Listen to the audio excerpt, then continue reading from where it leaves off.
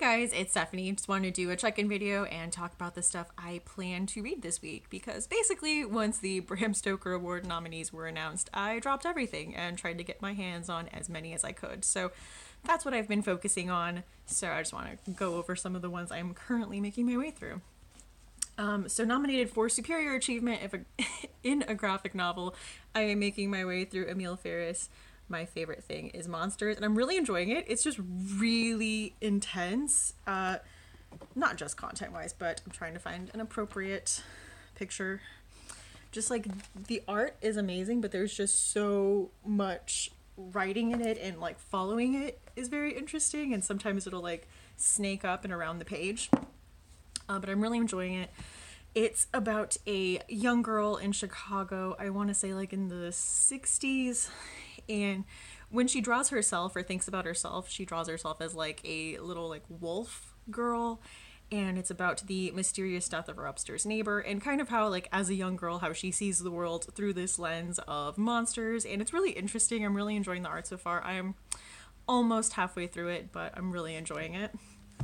And then also just started In the Valley of the Sun by Davidson. I think this is for debut novel, like first novel award, and this seems kind of like a gritty story about a man who goes to this boarding house and befriends like the woman who runs the boarding house and her son, and it says that he like attacks people at night, and I'm guessing it has a paranormal twist, like either he's like a werewolf or a vampire, but it seems really interesting and gritty, and like he's got secrets and like the police are coming after him and asking questions, so it sounds very interesting. And then I think this one was for debut novel too, but this is one I bought, like I was really excited about, and this is Scott Thomas Kill Creek, and this is about 4 horror authors that for publicity have to spend Halloween night in this house that's haunted.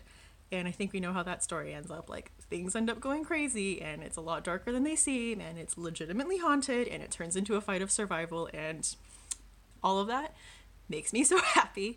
That is, if you listen to my podcast at all, Books in the Freezer, I think the first episode we did was on books about haunted houses, and this falls just very neatly into one of the categories of, like, people, for some reason or another, having to spend a night in a notoriously haunted house, which is a story that I am just a sucker for, so I had to buy it. And then I had a couple things come in on my Kindle. One of them was one of the nominees, there's like 4 or 5 for YA, and that was The Last Harvest by Kim Liggett. I'll see if I can pull up the artwork for it.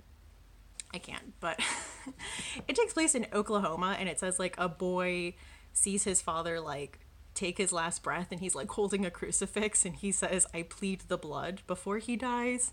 And then he looks into his father's death, and his father accused this group of prominent farmers of being like devil worshippers, and now like that group has been like talking to this boy, and it just seems like crazy and dark.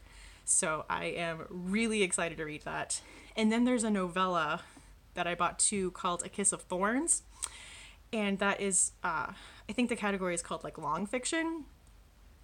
But it's like this man is grieving the death of his sister. So he targets this woman named Julia, who is like in her 30s and in an unhappy marriage. And she's obsessed with 80s horror movies. So it'll be really interesting to see if she's kind of like a final girl and she outsmarts him and like uses her knowledge of horror movies to like get away from him. So that seems like it'll just be like a fun story to read, and I'm really excited to get into it. Anyway, so I dropped everything I was reading to get on with those, so I plan to get through some of those this week.